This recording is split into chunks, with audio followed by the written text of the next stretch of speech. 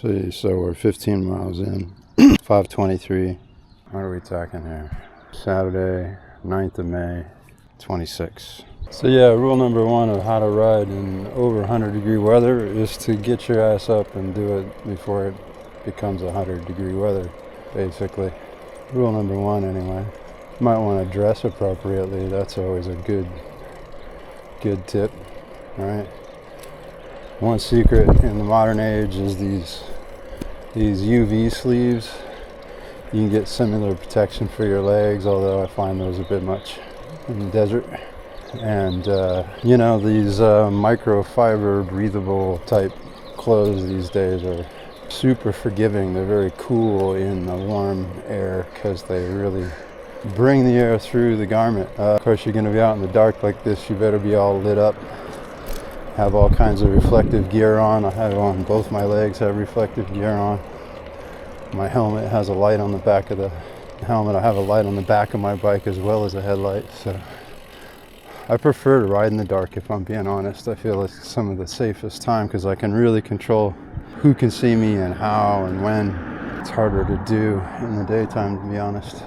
Can be. Way more than half of this ride is going to be under direct sunlight, so we want to minimize that as much as possible. Take advantage of all this dusk light that we get here, because it's beautiful right now, right? It's like 72 degrees on a bike, and the wind chill factor, we're probably pushing 80 environmentally, but on a bike in the wind. Really giving away the secret of the desert here, right? Which is, don't try and do it at 2 in the afternoon. Do it when it's gorgeous out. Gorgeous and all the really cool things are going on, and it's incredibly pleasant. That can be in the evening, it can be in the morning. This whole 9 to 5 thing kind of goes out the window, if you're doing it right, that is.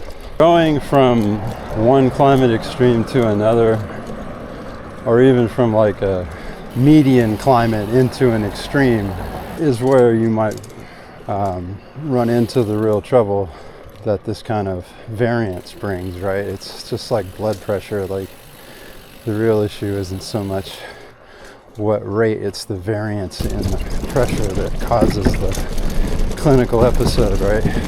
So by riding so frequently every couple of days, as the seasons change, I'm just slowly conditioning with the change in the season, right? As the weather slowly changes over into the extremes of summer here, which I say slowly, sometimes that can be overnight. You're gradually exposed to that each time. It's not a shock. It's not a totally comes out of nowhere, oh wow, I haven't been in 110 degrees in a long time. It's, oh yeah, here we go, yeah, that's what it feels like. And here's what I gotta do hydration wise to deal with it. Because that's another big thing you learn in the desert is you gotta pay attention to hydration. You gotta know how to not put yourself in a situation where you haven't hydrated in a long time, and it's because you're out in the valley somewhere. It's gonna be a long time before you get water again, right? To the extent it becomes a problem. But I have a very, very regular program of hydration. I hydrate a lot. Can't even see this guy at all. Even in the winter, I kind of hydrate all day. I keep it a regular thing. And I got to be careful not to overhydrate, right? So I have a very strict regime about having exactly which drink in the morning before I go, and how much water I carry, and whether I need to think about carrying a second bottle or more, things like that. I've never really had to do that in my 60-mile rides. But if I was out here trying to do a century, I'd want like 4 bottles. It's amazing how fast the curve ramps up once you get past your regular deal. Here's the reality. Not a lot of them fitness gurus are going to tell you you can gain weight and still be riding like 60 miles at a time when you ride. Once your body gets used to it and you get super efficient with it, it's much less the Iron Man kind of activity that you might imagine.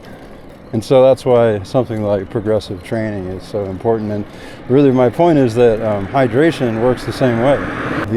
Not the same mechanics, but it's a similar pattern where you can stress it and progressively, and expect to find yourself able to sustain longer periods, mostly because you're so regular in what you're doing.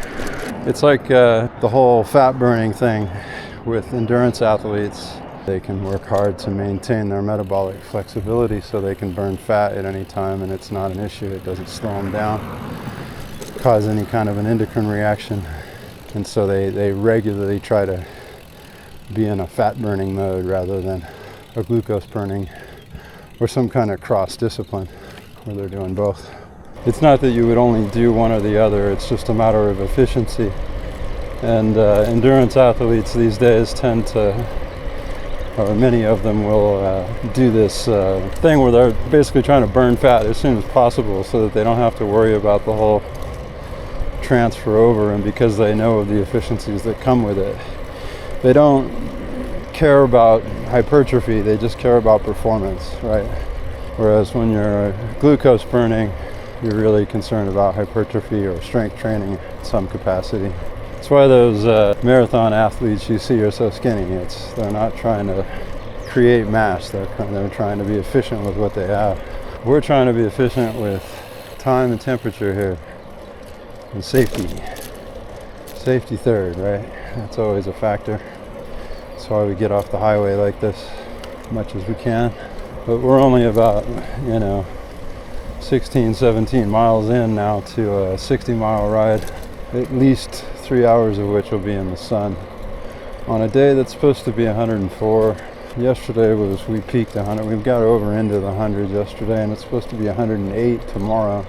And the following day, there's a heat advisory out for tomorrow and the following day. Right now, it's absolutely effing gorgeous. We got the moon, beautiful half moon out, practically the whole city of Rancho Mirage to ourselves, hopefully. Yikes, somebody really powered a e-bike or something through here. Dropped a lot of rubber on the ground. So someone's finally doing something with this. Craziest story of what used to be here. And I wouldn't begin to know what the real stories were, but this used to be like an award-winning piece of architecture. These crazy pits and really wild winged buildings. I can't remember when they were built, but then I guess the last owner of the place got into a bunch of weird trouble. The place ended up getting burned down in a likely insurance scam or something like that. The owner was found dead or something. I don't know, it was some crazy thing like that. I don't want to libel anyone or anything, but it was just a nutso story. Nutso?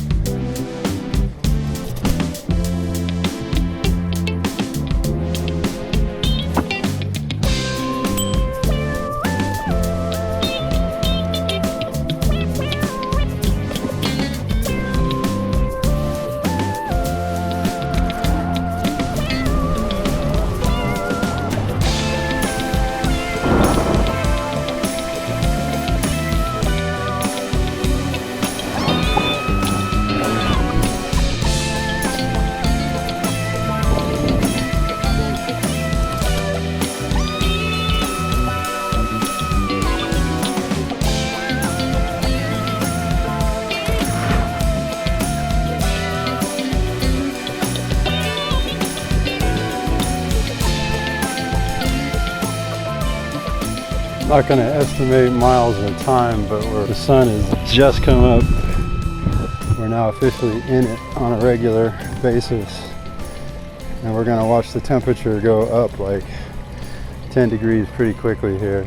We're still trying to go all the way up into the valley there, and then we're going to go across town and come all the way back the way we're coming now, head all the way back to Sun City. So we still have a lot of ride left. We basically consider Indian Canyon Gates and the Little Tuscany neighborhood our two high points in the ride. So the sooner we can get to Little Tuscany and that, get out of this heat, the better. Should be able to get home by 10, no trouble. What's going on, Corvus? What you guys doing? Where's your partner at, buddy? You two fighting something out there, Mr. Sparrow? Usually when a raven and a sparrow are hanging out, it's because the raven's stealing their eggs. So I don't care what I've said previously or what follows, but any desert endeavor, the very first principle is you're basically looking at the same thing that the whole Dune series focuses on. You really got to respect the sun. You got to really respect the nature of the situation you're in a dry, arid environment. That's the planes going off at 6 o'clock. So you never assume you have enough water. You never assume that you're hydrated enough. You never assume that you aren't suffering from some kind of heat stroke, or just never assume it. You always respect where you're at. Make damn sure those things aren't happening, all right? Being cocky is what gets you killed in the desert, is I guess what I'm trying to say. Thinking that you got it handled when you walk into a situation where you don't. Because at that point the desert doesn't give a damn, you know? It's just gonna take you. Always respect the sun, always respect the heat.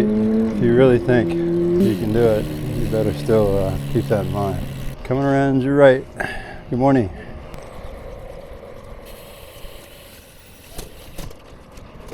See from the mountain there, it's already very sunny out. You might think it's really warm, but there's enclaves like this all over the valley where it's going to stay cool for another couple hours.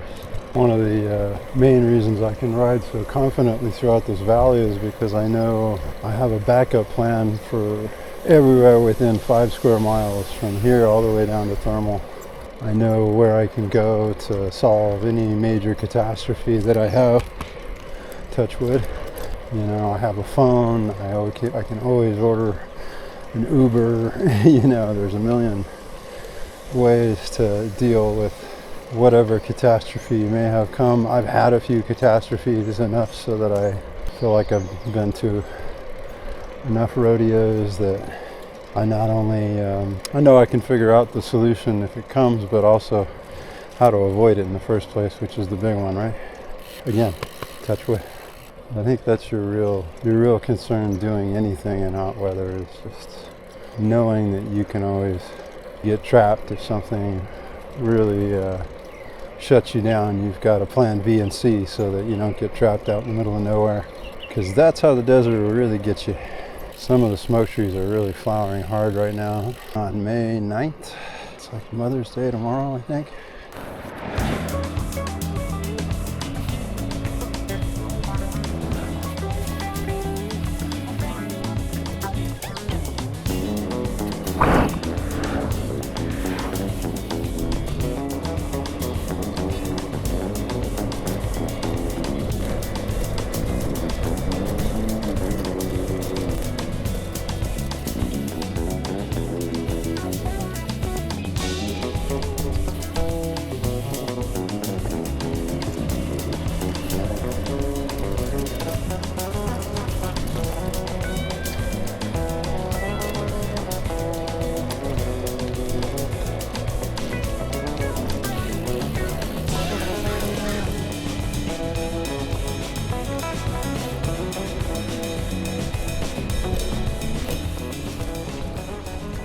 Here, but you can see at the end there's a little uphill there. That's going to be our last climb before the gate. If you look at the Strava map of this ride, it's going to go something like this and then back down again. We're basically climbing up the Coachella Valley the whole way, and we hit 2 high points, one on the south side of town and one on the north. This is the south side that we're about to hit. The Indian Canyon Gate, canyons, plural. Andreas, Murray, not sure what, Palm, I guess is what you call the last one. But I'm sure they have many other canyons and names for those canyons. Don't know though, way too early. Aside from grinding that out, facing the sun, my body feels like it's 10 degrees hotter. There's always a bit of a temperature change once you start coming into the canyon. It makes this whole alluvial plain so special, among other things, from a temperature standpoint. Andreas Canyon there. It's see a bunch of trees jutting out. Those are palm trees lining the river that goes through it, the creek that goes through it. What you gronking out, buddy? So it's starting to warm up, but it's still really lovely. Like as you're on a wind chill on a bike, you're still probably in the low 70s, mid 70s, something like that. So we go to the other high point. If there's no wind, we might go all the way around the CV link on the north side. But there was a fair amount of wind in the plume this morning, so we'll see. Forgot I got chores to do today too. I'm commuting into town to do a little shopping. We're in California here, where cannabis is legal recreationally. I need to pick up my weekly amount from the local dispensary. Find an establishment called Off the Charts. Been there a while. Ridden past them for years. So we'll handle that. And then we'll get on over to the last big climb of the day and then get home before it gets too hot.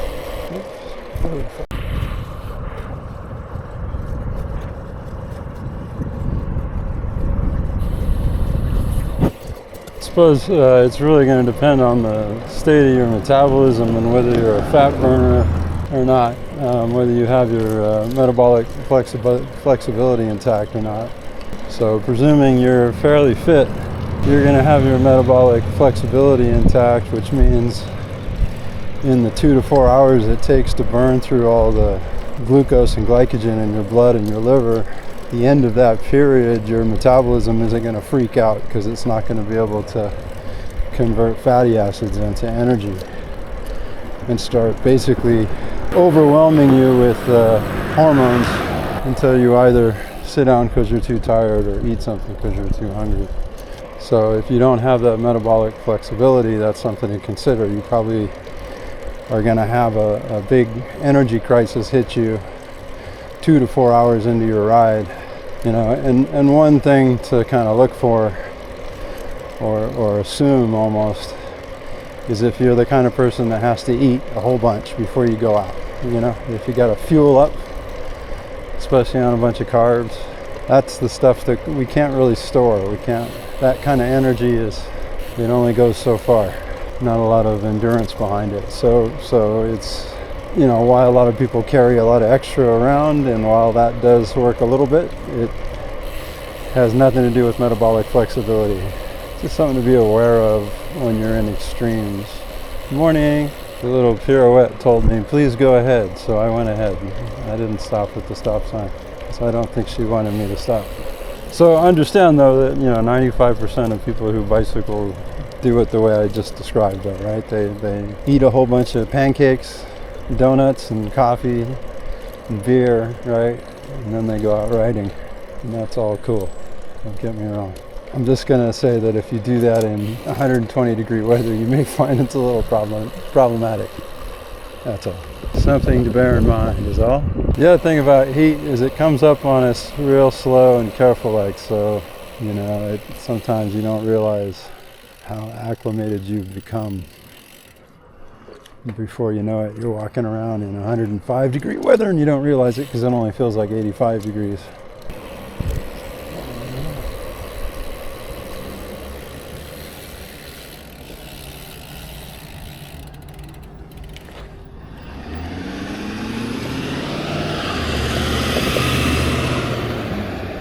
There's a sign back there that says downtown loop for bicycles and off that way. The only loop that's off that way is the one that takes you over to the back side of town. You don't even go anywhere near downtown. It's also like a lot steeper and just a pain in the ass. 7 o'clock, 75, you say? Yeah. 32 miles, so we're only halfway. 104 today, 108 tomorrow, 102 yesterday, something like that. Pretty sure it might have only been like 98, for all I know. 75 right now, you know, and it's going to be pretty darn nice until about 9 or 10 this morning. So that's the challenge. I just got to get back by 9 or 10, keep tabs on whether or not we get a little too dehydrated or somehow the temperature rises too quick. I mean, it's just very unlikely to happen before 10 o'clock. That's the thing. Those things are going to happen at like 11, 12, 1 o'clock. Then you're like, oh wow, today's going to be 108, not 104. But at 9 a.m., you might notice the difference, but it's not going to stop you riding. It's not going to, you're not going to risk dehydration. The water's all gone on the creek. Has been for a while now. It's been a little over where the construction site is, but I suspect that's coming from the construction site. Get a little water in here, but that's just from them hosing the place down when they're done. Saturday, so they're not working today. Well, not long now, this should be a coffee house opening up. Another one behind me going to open, or has already. And they're redoing this road here. Sunny Dunes a little bit. Really hoping when they redo the bridge, or finish redoing it, they're going to kind of repave and line up this whole section in here, because it was really messy.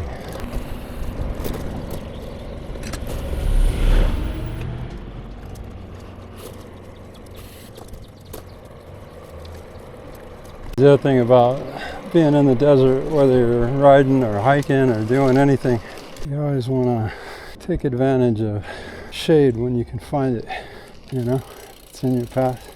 Take it if you're heating up, doing what you're doing. Stop a minute, get in the shade, right? And just stop. Take a couple minutes. Let your body cool down a little bit.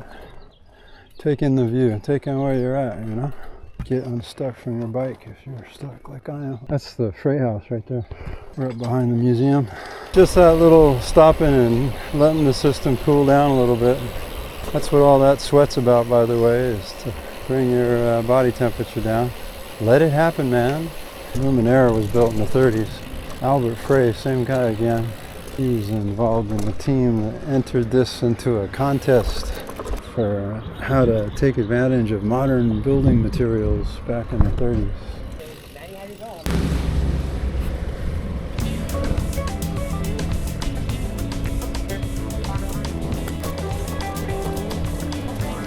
Jacaranda and the This is the OG graveyard here. As you can see, that sun is out. It's been out for a few hours now. It's still nice and cool. Still sub 80, I'm sure. It's just about to cross that line.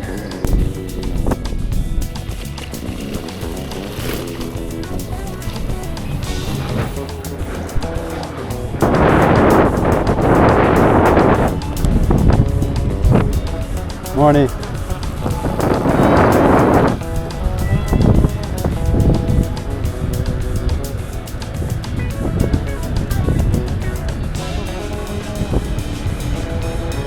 Great example of being aero versus not being aero. I'm cranking away, I'm huffing and puffing, she's just lightly pedaling because she's got a good position.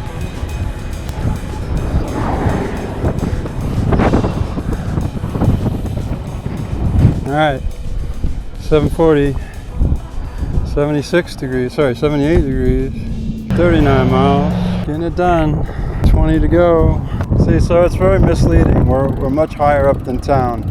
By the time you get over the Olivia Plain, you're actually much higher up the valley. But this is the top of the sea view, the northernmost bit.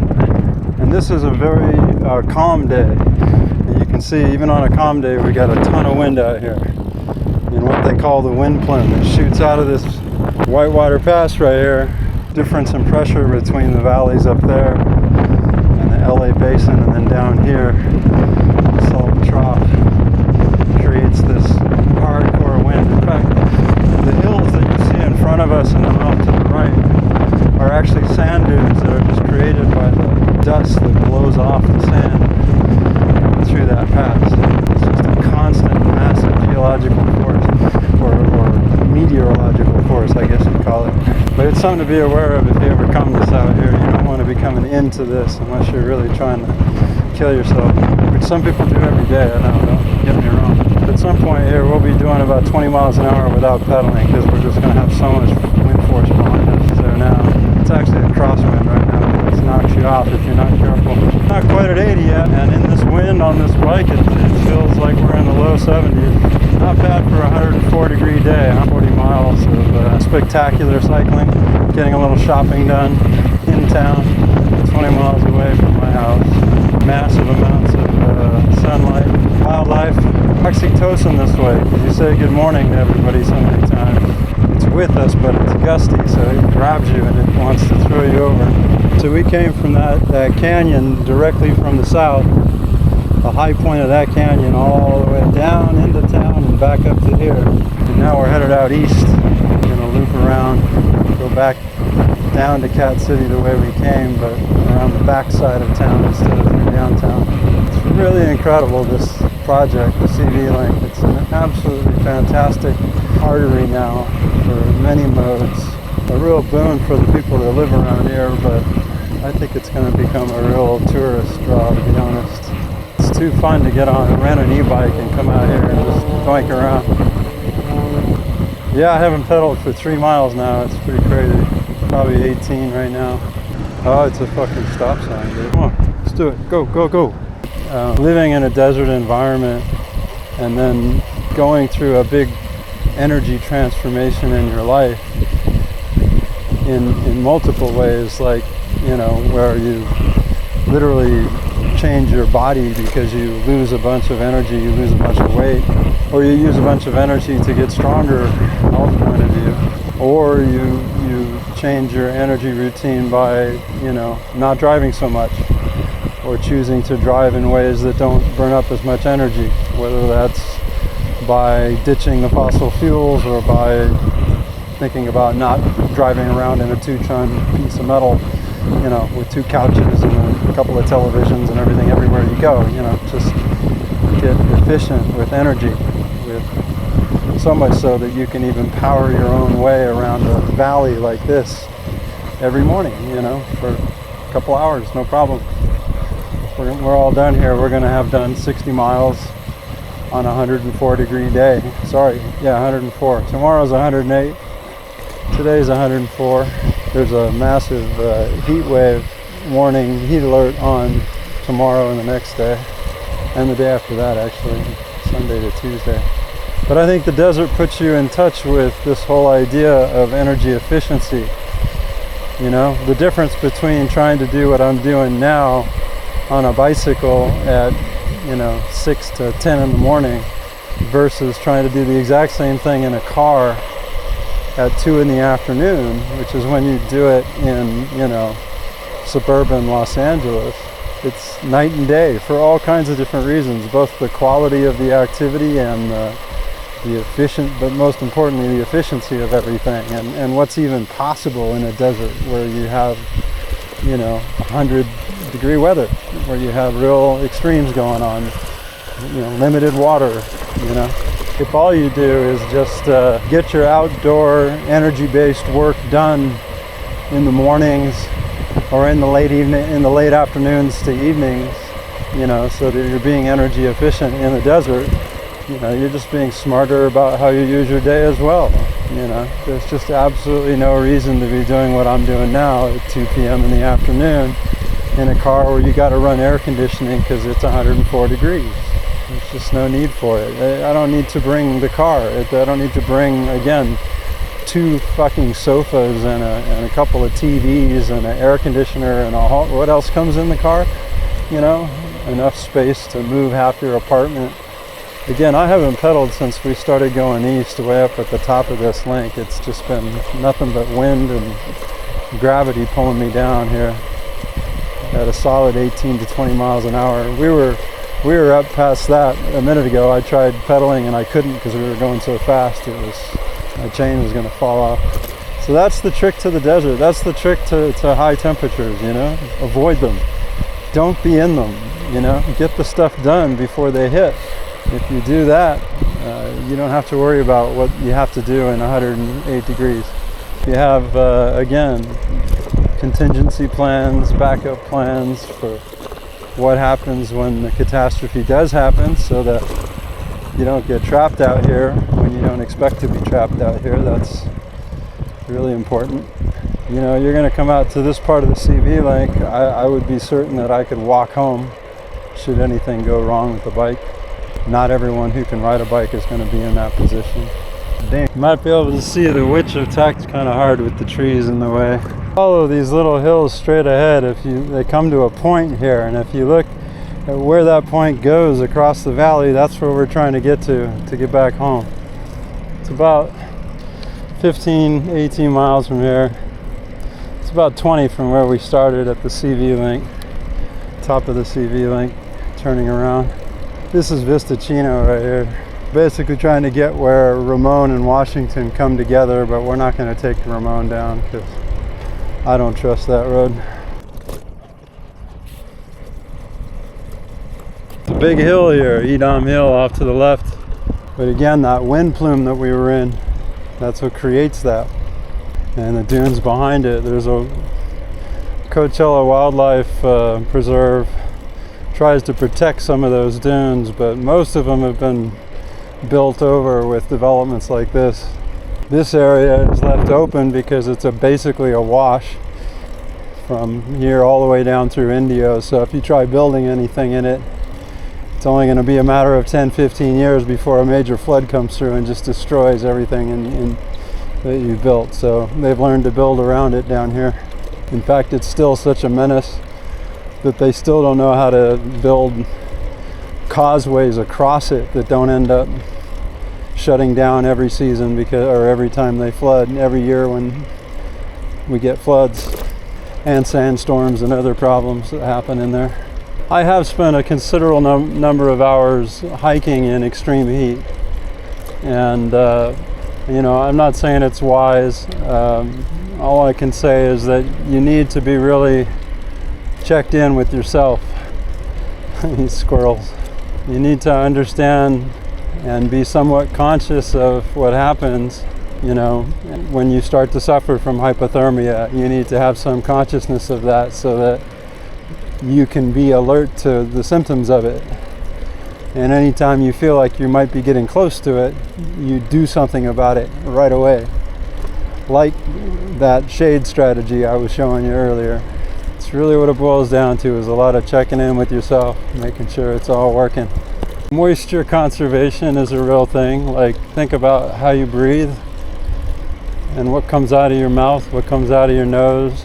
And you know, you'll often find people that work in the desert, that work in hot temperatures, they'll be covered head to toe in cloth of some kind.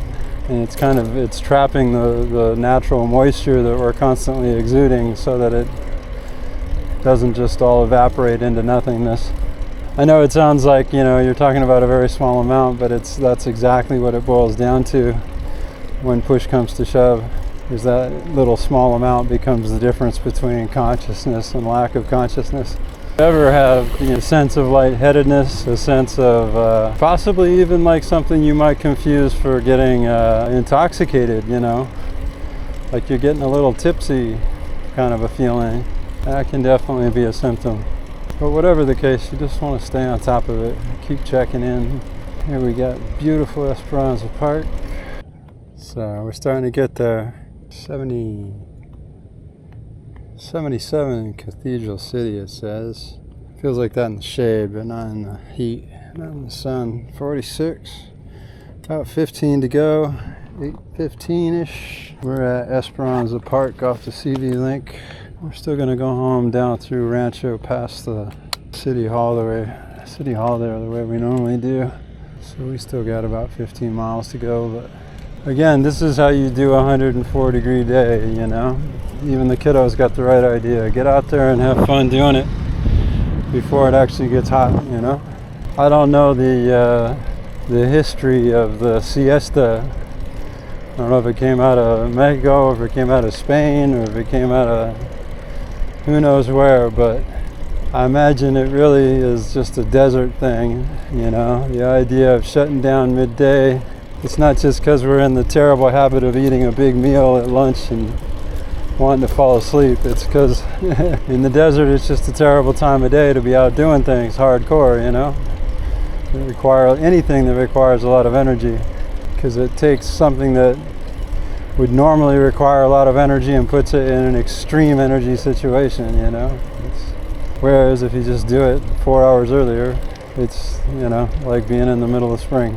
But we're definitely at the end of the season. We had this little mini spring here, and we're about to go into a 2-3 days super mega heat wave. It's going to be a heat wave everywhere on the west coast for a couple of days because of what's going on in the Pacific. But that's probably going to kick off our real summer here. We had a couple weeks back, we had a couple of days that hit 110, but we've since had this mini spring come out, make things a little softer. But I think summer's here, man. I think Coachella is ready to have a very hot summer. We had a very short and confusing winter. We shall see. You can see here we're on the checkerboard. This whole open plot of land here, you can tell is tribal.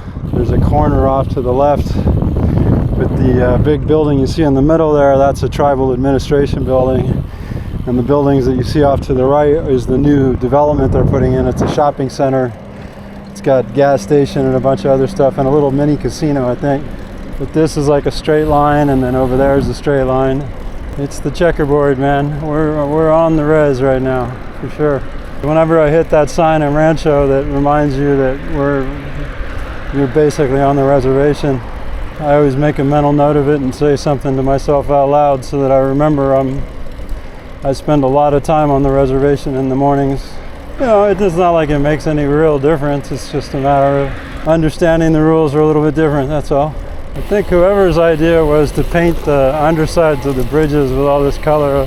I don't know what it's going to look like in 20 years, but I love it right now. I absolutely love it. I think it has the coolest effect, the way light interacts with it. And it turns a lot of these otherwise uninteresting urban shapes into almost an artistic thing here and there, and I love it. And there's a real purpose behind it too. It's not just purely to be graphically interesting or aesthetically interesting. The colors indicate which way you're going, basically. Again, 104 degree day, and we're going to get to the end of the 104 degree day having spent probably 5 to 6 hours out in the 70 degree sunlight day before our days even started, right? You got to think about what's going on with this long period of mitochondria activation, being exposed to the elements, namely the sun. It's a lot of cardiometabolic stress, both light and severe. This is like the funnest shoot up here and to the left. Go like the fastest in the whole valley here.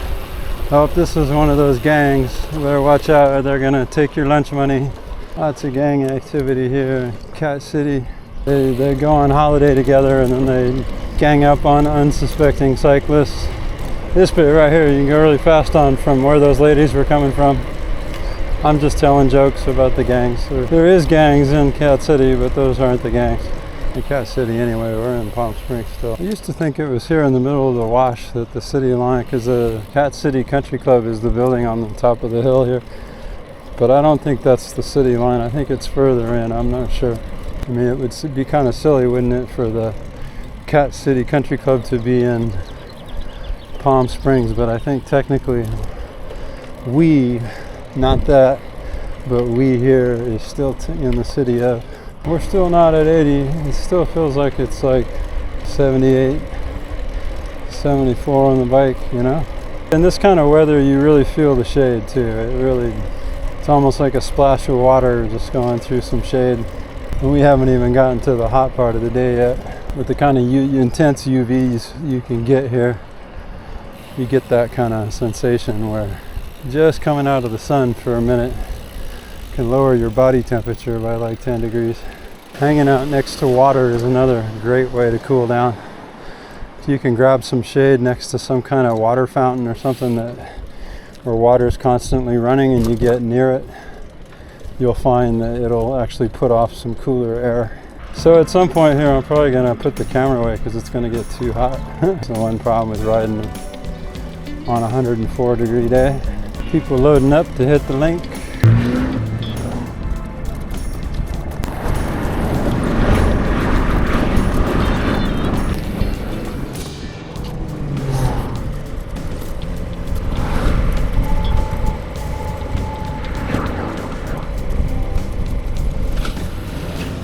To me, this is the dull part of the ride. There's nothing I'm less interested in than just going straight forever while a bunch of cars stress me out, which is kind of what happens when you come off the CV Link or you come out of town. You know, if you got access to some of these places, there's some beautiful spaces inside, don't get me wrong.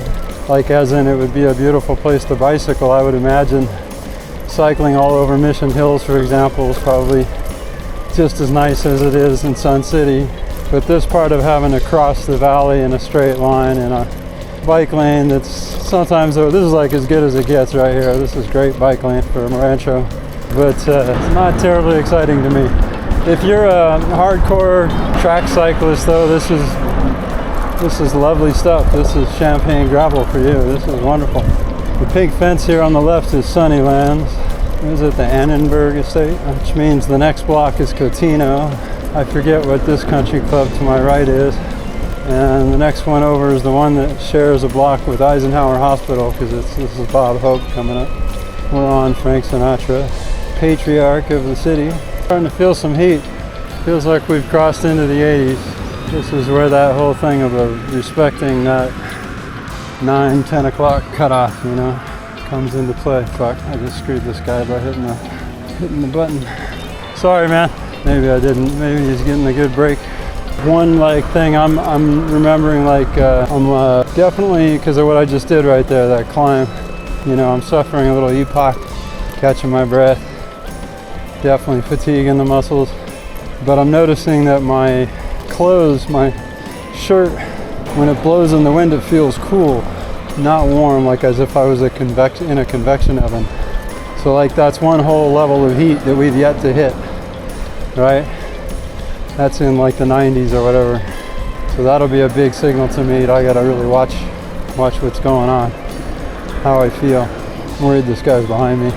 Cyclists wondering I'm on a single speed geared 4813, so it's kind of imagine being on a Shimano 105 and being in like the third highest gear the whole time. That's what my bike does. Look like so here's what I mean about a Rancho Mirage bike lane. Remember that bike lane we were in a minute ago? See how it just disappeared? And see where that white car is right in front of me? See how it reappears over there magically? Right? So once again I say it's not that cyclists think they're above the rules, that the rules don't apply to them. It's just a matter of we understand that no one was thinking about us when they came up with the rules. It's literally painted on the ground, guys. This sign is lovely and all, but it's so after the fact. At that point, it's like, you know, what are you trying to do? You're just trying to stop people from honking to not piss off the neighbors? Is that what it is? Because at that point, that's all they're doing. Is just, beep, why am I going slow here? All right, so I was stopped at that intersection for a long time, relatively long time, like an extra minute or so. And in this kind of heat, man, you get hot really fast when you're just standing there in the sun and there's no breeze. And that's what's going on right now. There's no breeze at all. But in that little bit of time, a little bit of sweat that your body generates kind of saturates what you're wearing. The minute you start rolling again, you get this ice cold, lovely chill that goes around your whole body because of what sweat does, you know. In this kind of clothing, especially this microfiber stuff. And that's the trick about cycling, or one of the secrets of it is that in a climate like this, in the heat like this, you actually get like an extra 10-15 degrees of room to play in because of that wind chill factor. You can take advantage of it. The only thing that you got to remember is that mechanically your bike breaks down at some point, right? At the temperature, you exceed certain temperatures, your tubes are going to start popping. Things are going to start breaking down. But you can tolerate riding around in the 90s for quite a long time. I've proven over several years now. And to you, it just feels like you're in the 80s, you know? And if you know how to, again, watch your inner temperature, take advantage of those cool moments when they come, you know? Don't force the issue when you know you're working too hard. And you got a much better shot. Mustang that went by reminds me of a friend had one similar year, and the wheel alignment was just destroyed on the car. So he would take us somewhere on the freeway, and the car was just hilarious. I tell you, that thing, when it came by, it sounded like a rack full of dishes or something. It was a really interesting sound. Starting to get a little toasty. Still got a ways to go yet. You gotta basically cross over to those hills over there still. I was prepared to stop, but they were slowing down, so this is the 10 freeway. We're looking west into Whitewater Pass. Mountains on the right is Big Bear. The mountains on the left is Mount San Jacinto. We are in the wind plume. This is it. It just shows you how screwy things are. This morning it was rocking, it was windy here. This afternoon it's nothing. When I was up at the windmills, right, which is way at the other side of this, up by those mountains, that's when we caught all that wind. So it just shows you how unpredictable that shit is. Oh wow. Wait to hit that button until after those people get a light, and I saw that guy drive out, and I just assumed that they had a light. I hit the button, look up, and it's a damn walk sign, so you got to go into that. It's dangerous as hell, because as you can see, everybody's like waiting to turn right and just assuming nothing's coming, you know, especially after they see me sitting there. All right, so this is an example. We got a nice little shade spot here, cool down a little bit. I'm definitely starting to feel the heat. We're in our last little leg here. We got like maybe 3 to 5 miles to go. We just got to go down Varner and down 38. We're on the sidewalk here. It's 9 o'clock and the temperature 87 degrees where we're at, right? So it's gone up considerably since the last time we checked, almost 10 degrees. And yeah, it's fine. We're good. It's still only 9 o'clock. Again, it's not going to get brutal here until another hour and a half or so. So we got maybe a half an hour, 40 minutes ride to get home if we take our sweet time, which we will do. But this is how you ride in 104 degree heat, right? You take advantage of all the time and space you can, right up until the moment that it is no longer rideable. Nice Camino there. Sounds nice too. El Camino, those things are supposed to be super easy to steal. I have a very good friend of mine, lives in San Pedro, that had one for a while. His got stolen.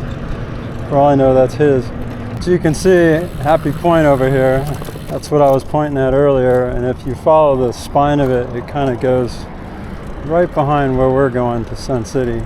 And you go up in the Pushwalla or Biskra or Macomber Palms up above, in Indio up above, in the Badlands there up above Sun City. You can look right down this spine, and the hills don't even look like themselves anymore because it's a totally different angle, you know? So we're getting closer to 90. It still feels like we're in the upper 70s when I'm on the bike and moving like this, especially in the shade. You know, the heat is gradual. You barely realize it's there half the time. Remember I told you that my fabric feels cool when it flaps around in the air? It's still doing that, so we're still nowhere near really hot temperatures. But we still check in. We still, like, you know, run through all the diagnostics. We're sure we're not hazy, you know, we're sure we're not needing to get some moisture and get some water in us. I suppose there's one other tip I could give you, is to understand the difference, and I'll probably get this wrong, between certain sensations. There's basically two sensations you get. One is when you need electrolytes, and the other is when you just need water, you need hydration. And electrolytes would be salts, you know, really, that's what you need. It's not about calories. See if I can remember what it is. One is fatigue and the other is pain, right? And so if you're feeling like pains in your muscles, not just fatigue, I believe what you really need is water. I could be wrong. Whereas fatigue, what you really need is electrolytes. Again, I could have those backwards. And I could be misremembering fatigue as something else, or something else for fatigue, I should say. I just carry electrolytes around. I get the little pills you can pop in your water, And if I feel like the water's not cutting it and I need a little something more, I'll drop one of those in there. Or if I get any sense of like I really need something, and they work like a little Pepto-Bismol. They sit in your water bottle and just turn your water into Gatorade, basically. In fact, they're even made by Gatorade, I think. Sponsored by Gatorade. Does Gatorade even exist anymore? I thought, oh yeah, they do. They got a whole section, don't they, in that place called a supermarket that I never go to anymore. These inflationary times, that's a place for rich people. Shade. See, the thing is, we haven't even begun in summer yet here, and if you're a native here, you know, like we'll have days where it'll have been 3 weeks of 115 degrees in a row. And what that means is the coldest temperature you're going to get at night is going to be like 90 degrees. It gets so hot that your day starts at 90 degrees, you know. And so this whole thing about taking advantage of the morning, taking advantage of the afternoon, it's literally the difference between, you know, doing anything at all and still doing quite a bit. You know, sometimes we get lucky and that'll only persist for a day or two, but this is like a nice summer beach day, you know. There's a nice cool breeze. We're just touching 90 now maybe, and you really wouldn't know it because it's so nice out. So I don't like turning the camera on myself much, but on this topic it's worth doing. Right, so I got, if you can see, I got neck thing on, right, covering my neck. I got arm protection on, right? I got, this is my bike lock.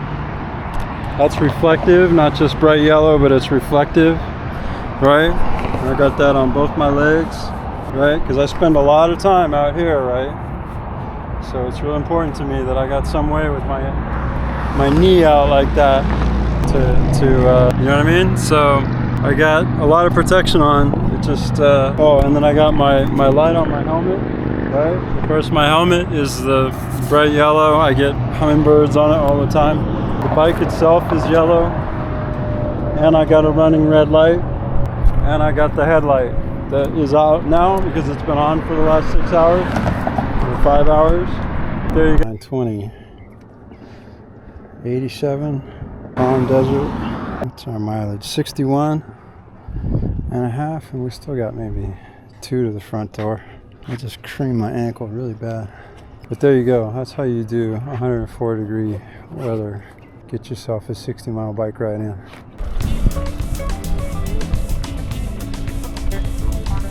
You don't want to be out here at 2 p.m., you know?